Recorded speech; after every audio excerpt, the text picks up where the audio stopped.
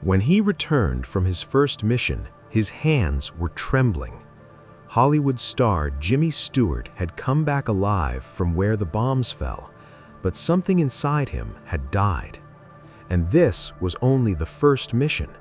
There were 19 more to go. This is the Jimmy Stewart story no one knew.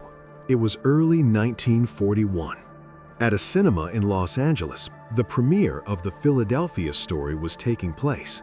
Flashbulbs popped on the red carpet, celebrities appeared, and the brightest of them all was Jimmy Stewart. He was 33 years old, tall, lanky, with that characteristic gentle voice. He was America's most beloved actor.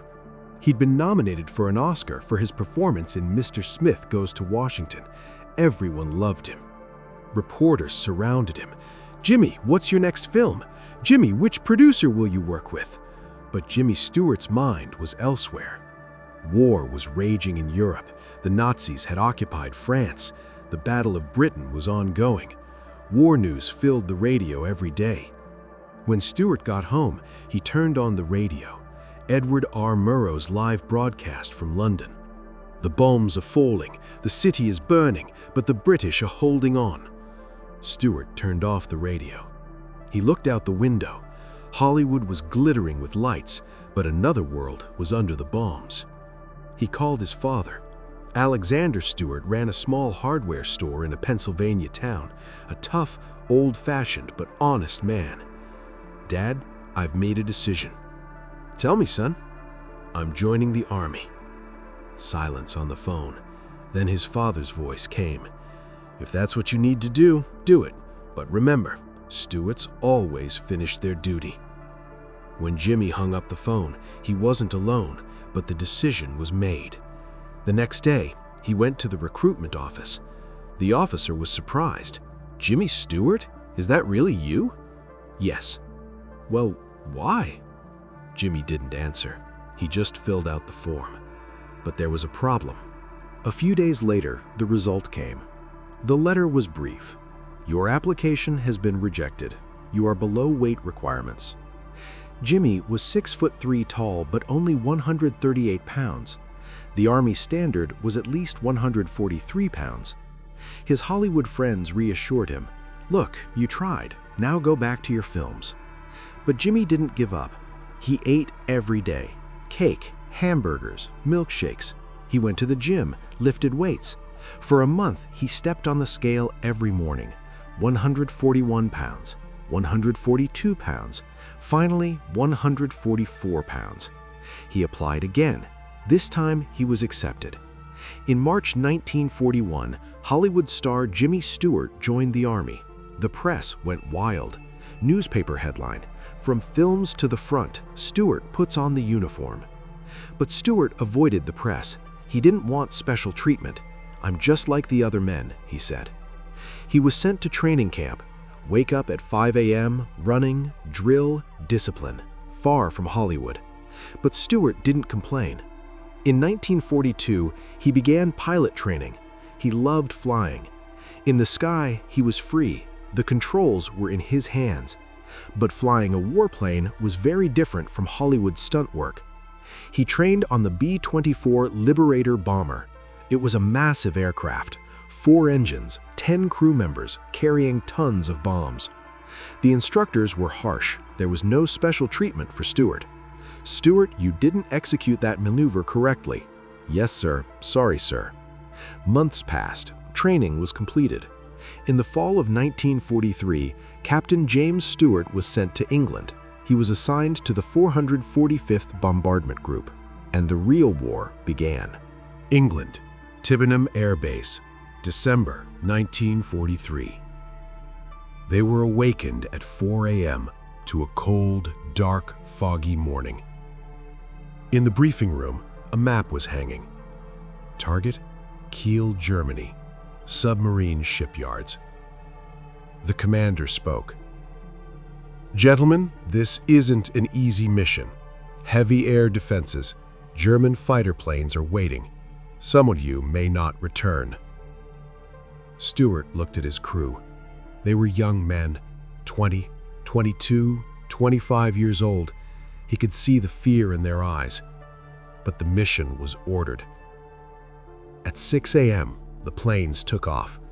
Stewart's B-24, an aircraft called 9 Yanks and a Jerk, joined the formation. The first hours were calm.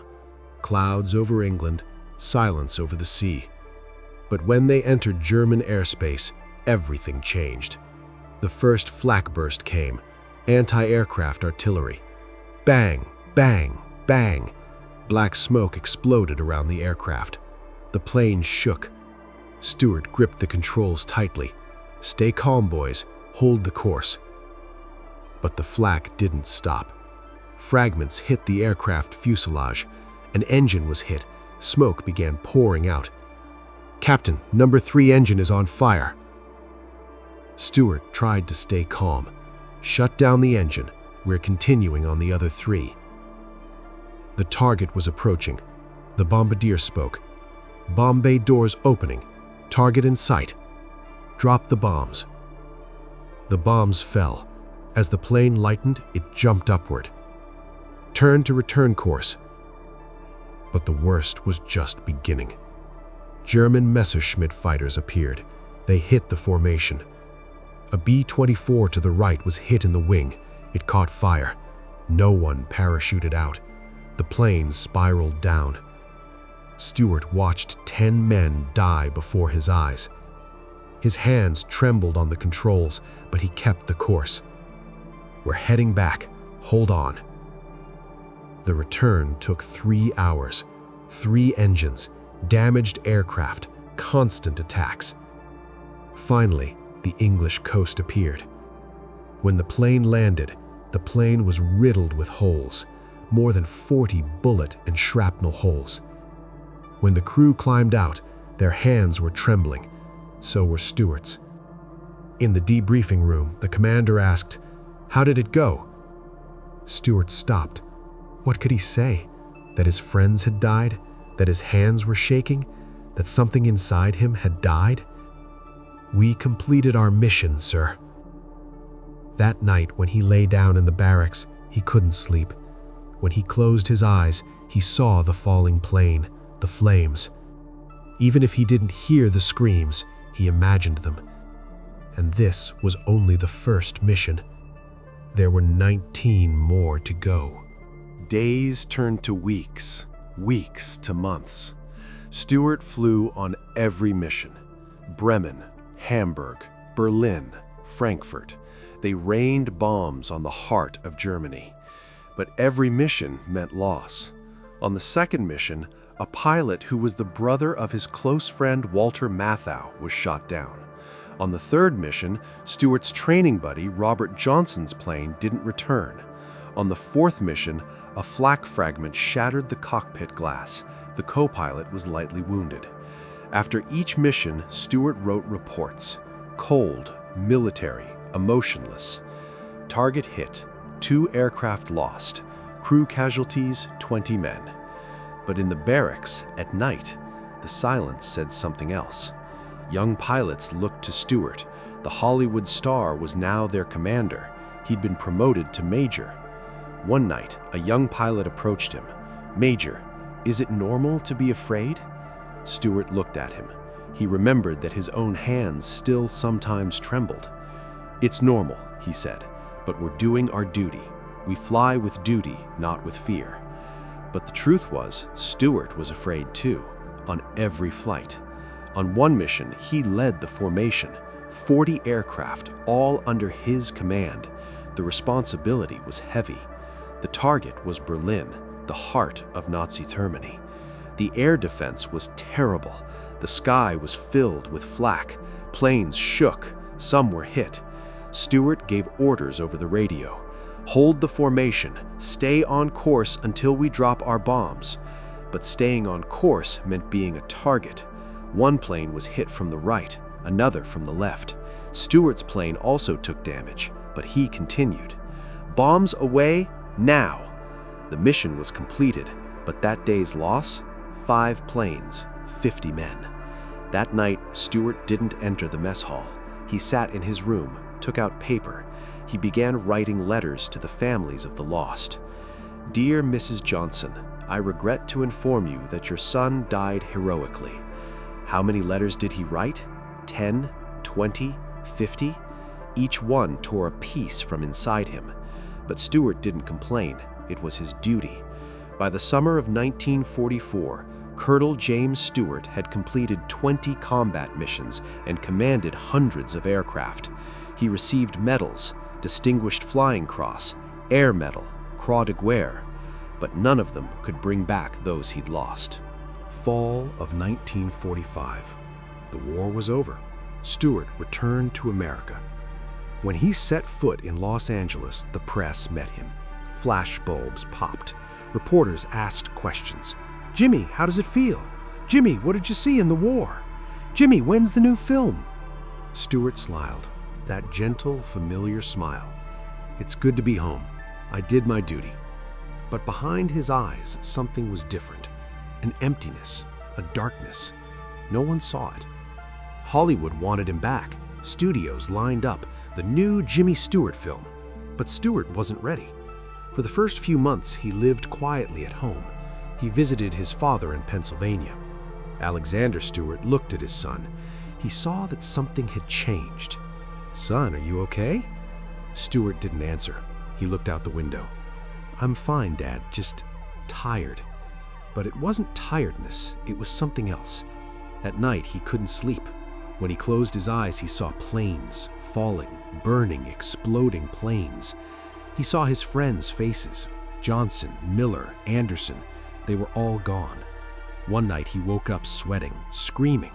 But he didn't tell anyone, because that's what a hero did, suffer in silence. In 1946, Frank Capra called him. He was a director, an old friend. "Jimmy, I want to make a film with you. It's called It's a Wonderful Life." Stewart accepted. Maybe the film would help him forget. But even on set, the nightmares continued. There was a scene in the film. George Bailey, Stewart's character, is standing on a bridge, desperate, broken, crying. When they filmed that scene, Stewart really cried. The pain inside him, the tears suppressed for years, poured out to the camera.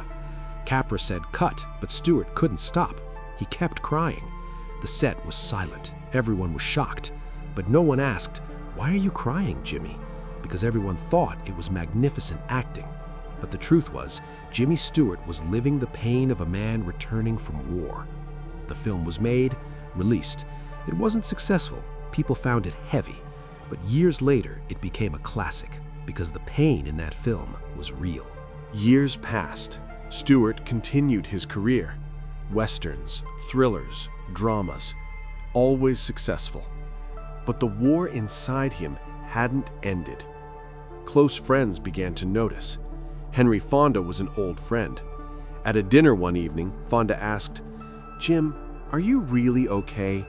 Sometimes you drift away." Stewart smiled. "I'm fine, Hank, just getting older." But Fonda knew that Stewart couldn't sleep at night, that he sometimes walked the streets in the middle of the night, that he cried silently. His wife Gloria knew too. After they married, some nights she'd find Stewart sweating, trembling. "Jimmy, did you have a dream?" "Just a nightmare, don't worry." Gloria hugged him, but she didn't know what to say, because Jimmy never gave details. He never talked about the war. When the Vietnam War began in the 1960s, the younger generation protested in the streets. Some asked Stewart, "What do you say about the war?" Stewart struggled to answer. On one hand, he wanted to support the soldiers doing their duty. They were following orders just like him. But on the other hand, he knew the pain of war. He knew the weight of loss. "The soldiers are doing their duty," he finally said. "We should respect them." But behind his eyes was something else. "I wish no one had to go to war." In the 1970s, one of his old war buddies died, heart attack. At the funeral, Stewart gave a speech. His voice trembled. "He was a brave man. He flew beside me in the sky, and he never complained." Then he stopped, his eyes filled. "I'll miss him." That day, for the first time, he spoke about the war. Briefly, emotionally, but still he gave no details. It was the late 1980s. Stewart was old now, in his 80s. One day, an old crew member came to visit. His name was Tom Peterson. He was old now too. The two sat down, drank tea. After a long silence, Tom spoke. "Jim, do you ever think about those days?" Stewart raised his head. He looked into Tom's eyes. "Every day." Tom nodded. "Me too." And that day, for the first time, Jimmy Stewart talked about the war. Really talked. About the men he'd lost, about his fears, about how his hands trembled, about the nightmares at night. Tom shared too. Both cried. "Why didn't you ever tell anyone?" Tom asked. Stewart answered, "Because everyone saw me as a hero, but I was just a survivor. The real heroes were my friends who didn't come back." Tom put his hand on Stewart's shoulder. "You were a hero too, Jim, because you came back, you lived, and you never complained." Stewart smiled. For the first time, perhaps, he'd truly found peace. In 1997, Jimmy Stewart died. He was 89 years old. Thousands attended his funeral. Hollywood stars, fans, old soldiers. But the most moving moment was the arrival of former Air Force members. Old men, some in wheelchairs, had worn their uniforms. One spoke. "Colonel Stewart led us, but more importantly, he taught us humanity, even in war." An American flag was draped over his coffin. He was buried with military honors. And from the sky, B-24 bombers flew over. A salute flight. Jimmy Stewart had finally found peace. To millions of people, Jimmy Stewart was a Hollywood star. But his real story went far deeper than the screen. He was a man who left his career to fight for his country. He danced with death in the sky. He lost his friends. He accumulated unbearable pain inside. But he never complained. He never played the victim. "I did my duty," he said, and that was all. This is true heroism, carrying pain silently, completing the mission, and then returning to ordinary life.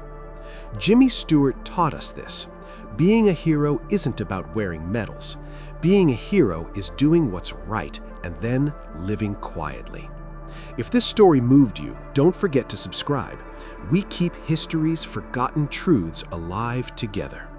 Because sometimes the greatest stories belong to the quietest people.